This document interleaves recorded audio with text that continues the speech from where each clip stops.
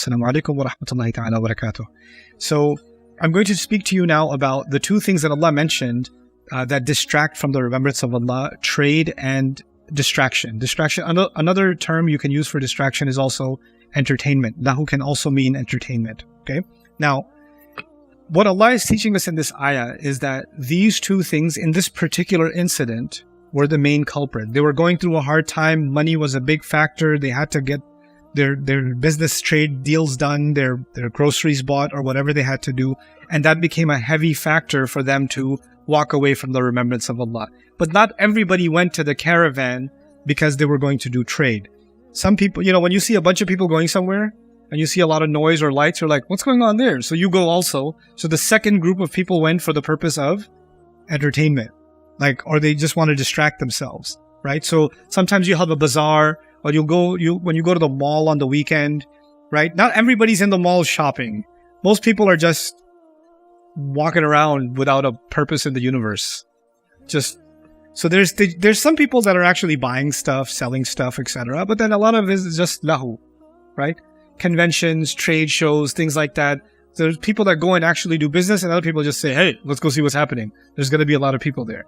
It's also, in one of the narrations that I didn't share with you, it was also the case that every time there would be a wedding, that the Arabs had a tradition before Islam that they kept even early after Islam, in the early time of the Prophet ﷺ, that the girls, the friends of the girl who's getting married, they would start singing and playing the drum and doing this stuff to celebrate the girl's wedding. It was like a girl's party, and they would do this whole thing on the street, right? And every time that happened, people got attracted to that and wanted to see what's going on, or people were having fun or whatever. It's like a little party going on the street, So that's also part of lahwan. Now, the question that arises from this is entertainment or business a bad thing? Because Allah is putting it against, the remembrance of Allah and leaving the Prophet ﷺ stranded. Our Deen gave us a really amazing balance. Allah gave me obligations in my prayers every day. Allah told me certain things are prohibited for me. Allah told me certain things are prohibited for me to eat. Certain ways of earning money are wrong for me. Certain, pleasures or whatever, there's only a halal way to get to them, and all the haram avenues are closed from me. And in every other matter, Allah Azza wa Jalla just, so long as I'm living a purposeful life, there's nothing else expected from me. There's not much more than that expected from me. So, for example, I jokingly asked some of you guys, or some of you gamers, and some of you, mashallah, raised your hand, inna lillahi wa inna ilayhi raji'un. It's okay to have some lahu. It's okay to have some entertainment. It's okay to play sports. It's okay to play a video game every once in a while. It's fine. There's nothing. Where does the harm come from? Our religion gave us principles. If you're not violating any of the principles, then you're fine. If your entertainment or your work is taking you away from the mandatory remembrance of Allah, it's taking you away from what you should be doing, then there's the extreme. By the way, there's the opposite extreme too. I'm not doing enough for my deen. I need to study more deen. Okay, well, you haven't spent any time with your wife for 2 months. Yeah, but I'm studying deen right now. Well, you're spending time with your wife is actually a part of your deen. Playing with your kids is a part of your deen. Earning is a part of your deen. Right? Keeping inna li nafsika alayka haqqa. Your own person has rights over you too. Quran even says, "La tansa nasibaka min ad-dunya." Don't forget your own portion in this life. Allah made us appreciate, for example, if I was studying all day and the Quran says, "Wal habbu dhul asfi wal rayhan," and the farm and the winds that blow that have beautiful smell in them, how am I going to sit there in the masjid and understand this ayah? In order to appreciate this ayah, what would I have to do? I have to go outside. Where it says, "Qul siru fil ardi," go travel in the land. Fanzuru kayfa bada al-khalq. Take a look, how did creation begin?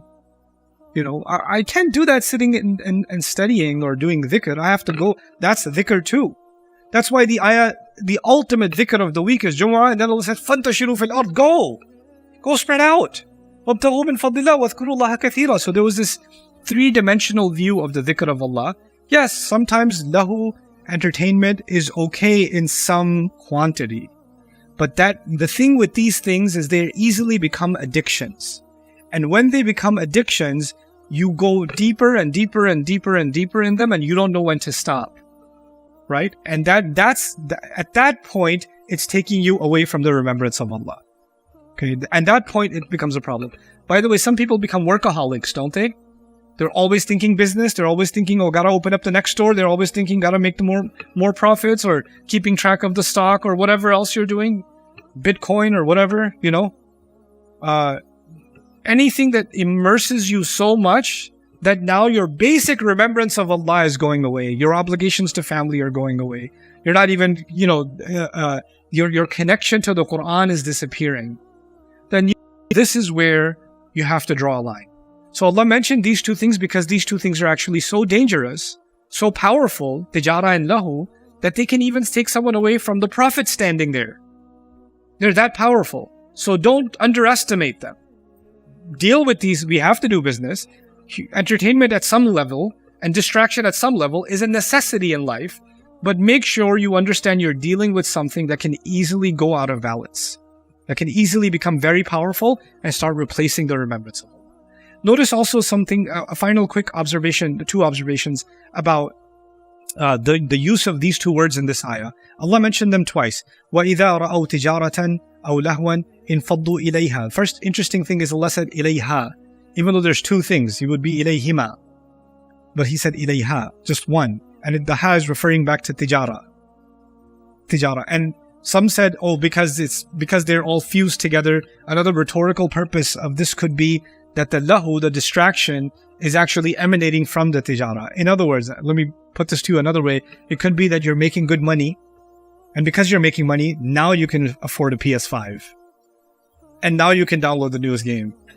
And you're making good money, and now you can go on that extra vacation. Or now you can buy the tickets to the game. Or now you can... So the more tijara happens, the more room for lahu comes in, right? So the real culprit then becomes, why are you making more money? Are you making more money because you want the more expensive vacation? Are you making more money because you want to distract yourself with, more movies, more games, more whatever? That's the goal from the money. So it's creating more distraction. By the way, distraction isn't just distracting activities. Sometimes it's stuff. You want to buy more stuff. You want to collect more stuff, right? And so the main culprit, tijara, is actually highlighted in that. But also in the incident, the main culprit was the trade caravan, right? More people, the first reason people got up is because they wanted to buy something. Secondarily, people got up and said, hey, some people are getting up, we should get up too. So the tijara group was A and the lahu group was B. But then at the end of the ayah, Allah flipped the equation. He flipped the sequence. He said, قُلْ مَا عِنْدَ اللَّهِ خَيْرٌ. Tell them what Allah has in His possession is better. مِنَ اللَّهْوِ وَمِنَ التِّجَارَةِ. What Allah has in His possession is better than entertainment and better than trade. So He flipped it. So in the beginning of the ayah was tijara lahu, and at the end of the ayah it's lahu tijara. What could the reason for that be? This is what we see in the Quran multiple times, a transition from the specific to the universal. The general to the universal. The specific situation was there was a trade caravan that came. And Allah dealt with that. When they saw that trade opportunity, they left you standing there. And of course, Jumu'ah is so serious, nobody's just going to leave Jumu'ah because they want to play a video game. They might leave Jumu'ah because it's a really important business meeting. So the real thing that might pull you away from the Friday prayer is going to be some business situation. But then Allah mentioned in general, universally, if all of human beings were told they should remember Allah and what Allah is offering them is better, then the common denominator among us is not business. The common thing among us is entertainment, actually. That's first. Why? Because not everybody is doing business. Not everybody is working. But everybody is still distracted. Everybody still wants some form of entertainment, right? So lahu is actually the more universal culprit, generally speaking. So Allah says, in general in life, you should remember, tell them what Allah has is better than entertainment and better than business. Now, what is it that Allah has? What's He referring to that Allah has? In this case, anything Allah commands you to do, in this case, Allah wanted me to come to the remembrance of Allah. That remembrance of Allah is building something in me. He's giving me a treasure. So He's actually almost commodifying the dhikr of Allah. Allah didn't say remembering Allah is better than entertainment and trade. Allah is saying what Allah has is better than entertainment and trade, as if to say, When I truly remember Allah, Allah gives me something. Allah gives my heart something. Allah gives my soul something. Allah gives barakah to me in some way. And that thing that Allah gives me, whatever it is, it cannot be named because He gives it in different ways to different people. That's why ma is used. Whatever Allah has, right? He didn't say it's the thawab of the akhirah.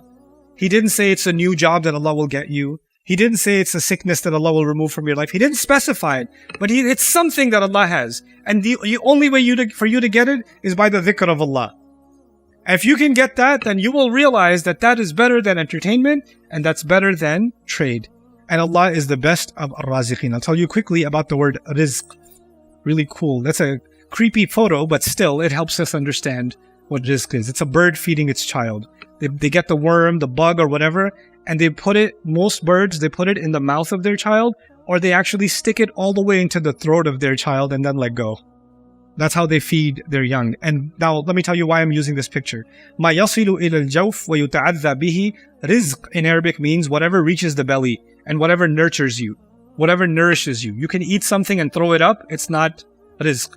But if you eat something and it gives you energy, it nurtures you, it feeds your body, that's called rizq. وَرَزَقَ الطَّائِرُ فَرَخَهُ كَسَبَ لَهُ مَا يَغْذُوهُ وَالطَّائِرُ يَزُقُّ فِرَاخَهُ أي يدخل بمنقاره الطعام في مناقيرها ثم يطلق على ما يحيط الله العبد من مال وخير يطعم وينتفع به. إدخال في الحوزة. Let me tell you what this means. Actually, the Arabs used to use the word rizq to describe the bird putting the food in the mouth of its child. That's how they describe rizq, meaning that which helps the child survive, which provides and nourishes the child. And from it, it started getting used for anything that you place within you, meaning the thing that you store, because the child is storing it in its belly. So anything that you consume, anything that you store becomes rizq. Anything that becomes a part of your life becomes rizq. That enhances your life in some way. So what is rizq then? In its broadest sense, it's actually food is rizq, clothes are rizq, because they are enhancing me in some way, they're nourishing me in some way. Your home is rizq, your car is rizq, your friends are rizq, family members are rizq. I know, that's crazy. Not all of them. Some of them are fisq, other ones are rizq. Your teachers can be rizq, right? The opportunities that come in your life, maybe it is the experiences you have that benefited you, that strengthened you, that nurtured you. Even bad things that happened in your life can actually become rizq, because by way of them you became stronger in some way. Allah is the best of those who can give rizq. But why mention ar-raziqeen, the plural? Why even mention that? Allah could have said wallahu huwa ar-raziq. Allah is the provider. When Allah says wallahu khayru ar-raziqeen, Allah is the best of those who can provide. Why even mention others who can provide? There's a necessary call to comparison in this ayah. I start thinking my employer provides. I start thinking my parents provide. I start thinking my culture provides. My culture provides protection. My family provides dignity. My job provides money. My society provides this. My government provides that. We start thinking provision comes from different places. And the more you think of these, then you start making, you want to make sure you don't hurt any sources of income, right? So if you're, for example, let me give you a social media example because we can relate to that easily. If your money comes from your social media following and you're monetizing your content or whatever, then you know who your raziq is in your head? Your followers are your raziq. Okay, the ad revenue is your raziq. So now you're going to make sure you don't mess with anything that can hurt your following. Right? So you'll make sure not to offend your following in any way, because it will directly impact your rizq. If your job provides your paycheck, you will make sure you will do nothing to put your job in danger, because your job is, in your mind, your raziq. So when you identify a raziq, then you don't mess with it. You make sure, and if anybody's coming close to it, you say, hey, no, don't touch that. Don't touch that. Like, for example, if your job is you're a techie, right? You're a contractor and you're a coder or whatever, and you have your laptop and you work on your laptop. When your kids come close to your laptop with a bottle of chocolate milk, in that moment, that's not your child. That is public enemy number one. You get away from this. You can cry, I'll say, I'll hug you later, but right now, this is my rizq right here. This is, in a sense, this is my razik right now. You're not going to mess with my rizq. Okay? And then later on, you can be the child. Then you go, no, sorry, you took it. Okay? There are some things you just don't mess with it. You don't touch it because it's a matter of rizq. Same way, what happens in families is, you could be running a business, and your family can have an opinion on everything. But the moment they try to tell you how to run your business, excuse me, wait, this is not for you. Step off. I don't care who you are. You're not touching this. I love you in every other way. Not in this. You don't exist. You're zero. Okay, you're fired. Why? Because people, they want to protect their rizq.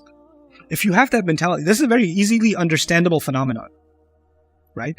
And if rizq is an opportunity, and you don't want to miss the opportunity, nothing will get in your way from missing that opportunity.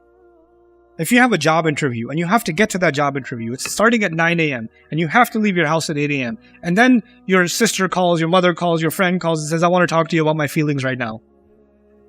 You can talk to me while I'm on the road. No, I need to talk to you in person. No, I have a job interview. No, forget your job interview. No, I will talk to you after. I'll say sorry. Do it first and say sorry later. I gotta go. I'm gonna do this job interview. I can't be with you right now. I can't talk to you right now. Isn't that the case? You're not gonna let anything get in the way. When Allah calls Himself Khairul Raziqeen, you know what that means?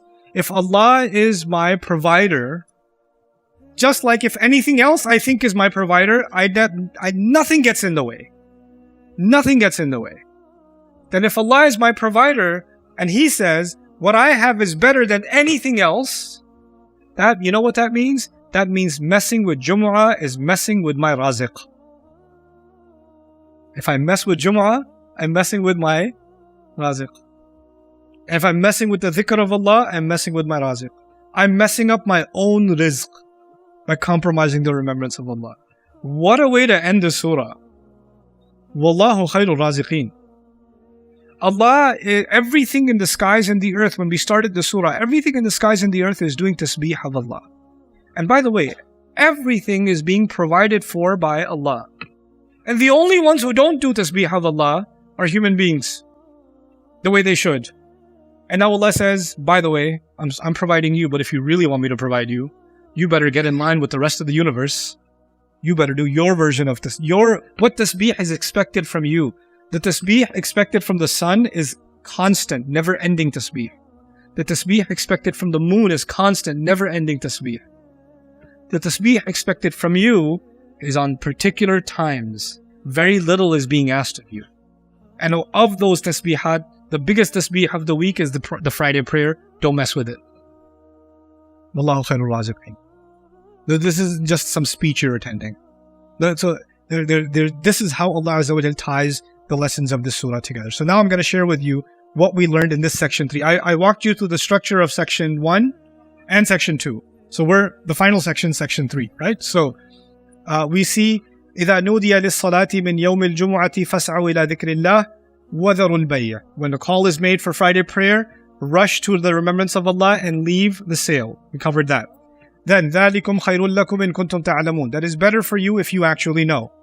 فَإِذَا قُضِيَتِ الصَّلَاةِ. When the salah is done, what should you do? فَانْتَشِرُوا. Go out, spread out. وَابْتَغُوا مِنْ فَضْلِ اللَّهِ. Seek Allah's favor.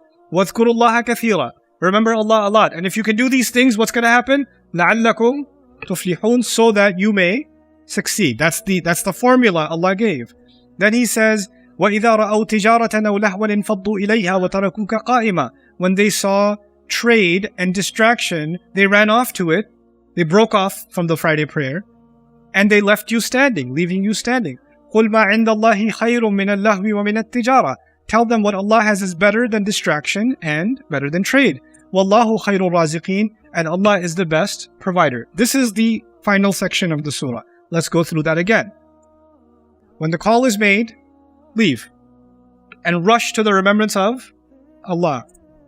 On the flip side, when the call was made, they ran off and left you standing. So you should be leaving business, but what you did was you left the Prophet. You see that? So And then the second thing was, ذَلِكُمْ خَيْرٌ لَكُمْ, that is better for you, if you know. And then we see what Allah has is better. ذَلِكُمْ خَيْرٌ لَكُمْ, and قُلْ مَا عِنْدَ اللَّهِ خَيْرٌ مِنَ اللَّهِ وَمِنَ التِّجَارَةِ. Then he said, go out, seek His favor, remember Allah. Go out and do what? What did I say? Go out and do what? Business. Go earn rizq. And Allah ends the surah by saying Allah is the best of providers. Allahu khairur raziqeen. SubhanAllah. You see how beautifully things are organized? How everything ties together? You know, and this is our section 3. Now, just so you have a picture. Now, we did section 1, we did section 2, we did section 3. Now, let's look at the whole thing together. Everything does tasbih. I'm summarizing. This is not a capturing of all the messages of the first section, but some main things. Everything does tasbih. The favor on the ummah, meaning Allah has done a huge favor on the ummah by sending the messenger who purifies them. And, you know, go on, reads the ayat, purifies them, teaches them the law, teaches them wisdom. Summarizing here, okay?